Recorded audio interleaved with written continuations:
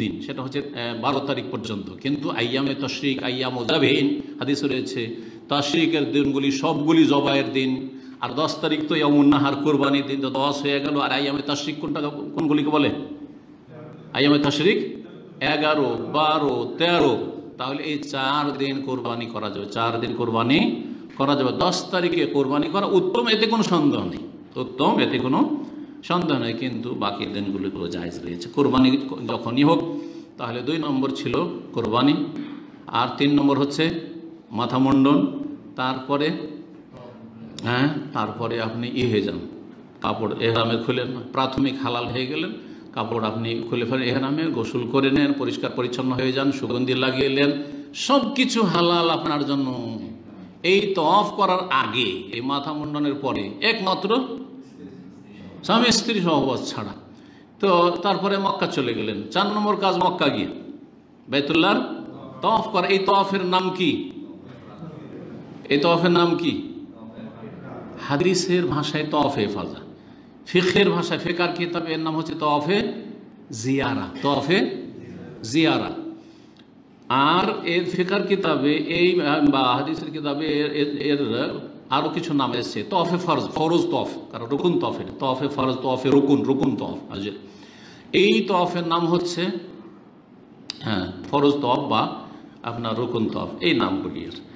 তো এই তওয়াফ করলেন, কয়টা কাজ হয়ে গেল? 4টি হয়ে গেল। আর তারপরে সাফা মারওয়ার সাই করা, সাফা মারওয়ার সাই করা, এই 5টি কাজ। তারপরে কি করতে হবে?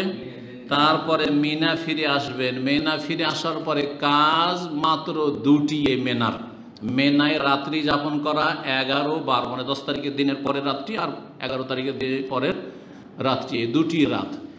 আর কেউ যদি 13 তারিখে রাত থাকে, মানে 12 তারিখের পরে থাকে, অধিকাংশ লোক চলে যায়, জায়েজ, কিন্তু উত্তম হচ্ছে 13 তারিখের রাত্রিও কাটানো, তাহলে ভালো কথা। এই একটি কাজ। আর একটি কাজ হচ্ছে পাথর মারা। 11 তারিখ, 12 তারিখ যে পাথর মারবেন, সকালবেলা পাথর মারা চলবে না। কি করতে হবে? জওয়ালের পরে পাথর মারতে হবে। দুপুর যখন হয়ে গেল, জোহর হয়ে গেল, তারপরে পাথর মারেন, তারপরে পাথর মারেন। 3টিকে পাথর মারতে হবে, 3 7 21। প্রথম উলা, প্রথমটিকে মেনার দিক থেকে যেতে, আর 7টি পাথর মেরে তারপরে দোয়া করবেন একটু এগিয়ে কিবলামুখী হয়ে। দ্বিতীয়টাকে মারবেন 7টি, তারপরে দোয়া করবেন। তৃতীয়টাকে মারবেন, দোয়া করবেন না। এইভাবে 12 তারিখও মারবেন। তার মেনার কাজ হয়ে গেল। মেনার কাজ যখন হয়ে গেল, হজের সবগুলি কাজ এখন শেষ হয়ে গেল। বাকি কি? একটি কথা আর বলিনি, তো স্ত্রী কখন হালাল হবে? বললাম যে মাথা মুন্ডনের পরে সব হালাল, স্ত্রী ছাড়া। তাহলে স্ত্রী কখন হালাল হবে? তওয়াফ সাই হয়ে গেল, তখন স্ত্রী হালাল।